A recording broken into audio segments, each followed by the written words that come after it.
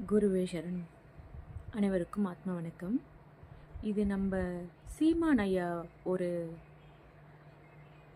கட்சி பொதுக்குழு மீட்டிங்கில் சொன்னது தான். என்னென்னா,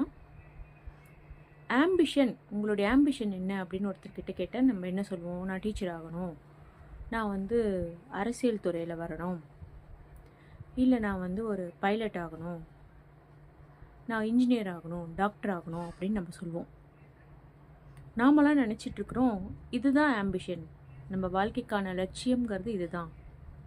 ஆனால் சீமான் ஐயா என்ன சொல்கிறாருன்னா, நம்ம வாழ்க்கைக்கான லட்சியங்கிறது ஹானஸ்டாக இருக்கிறது, கண்ணியமாக இருக்கிறது, பொறுப்பாக இருக்கிறது, இது மாதிரி இருக்கணும்.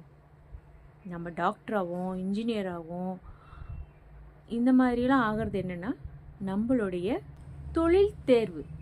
நம்ம எந்த தொழில் செய்தால் நம்ம ஃபினான்ஷியலி ஸ்டேபிளாக இருப்போமோ அதை நம்ம தேர்வு செய்வோம்.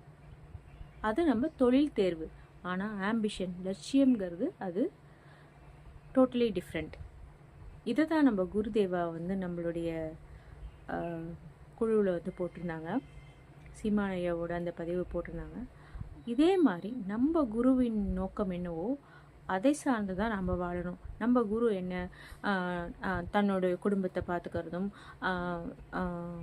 தன்னுடைய வேலையிலேயே கான்சென்ட்ரேட் பண்ணி அப்படியா இருக்கிறாங்க? எப்படி நம்மளை வாசியோகம் பயில வச்சு நம்ம தியான ரீதியாகவும் மன ரீதியாகவும் சிரித்த முகத்தோடு இருக்கிறதுக்கு, நம்ம கடமையில் பொறுப்பாக இருக்கிறதுக்கு எல்லாத்துக்குமே கூட நின்று எப்படி நம்மளை ஊக்கம் செய்கிறாங்க. அது மாதிரி நாம்பளும் நம்ம லட்சியத்தை இது மாதிரி உயர்வான விஷயங்களுக்காக நம்மளை சுற்றி இருக்கிறவங்களை எல்லாம் ஜட்ஜ் பண்ணிவிட்டு இவங்க இதில் சரியில்லை அதில் சரியில்லைன்னு இல்லாமல் நம்ம குருவை போல் அடுத்தவங்களை எப்படி உயர்த்தலாம், அவங்களுக்கு எப்படி அன்பு காட்டலாம், இன்னும் எல்லாருக்கிட்டையும் நம்ம எப்படி ஹானஸ்ட்டாக இருக்கலாம், ரெஸ்பான்சிபிளாக இருக்கலாம் அப்படின்னு நம்ம தாட்ஸ், எண்ணம், சொல், செயல் எல்லாமே ரொம்ப ரொம்ப உயர்வாக இருக்க நாமளுமே பழகிக்கணும்.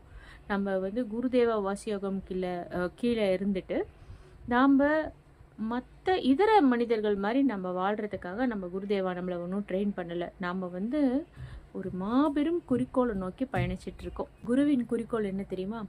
இந்த உலக மக்கள் அனைவரும் பேரானந்தத்தில் திளைக்க வேண்டும். இதுதான் நம்ம குருவின் குறிக்கோள்.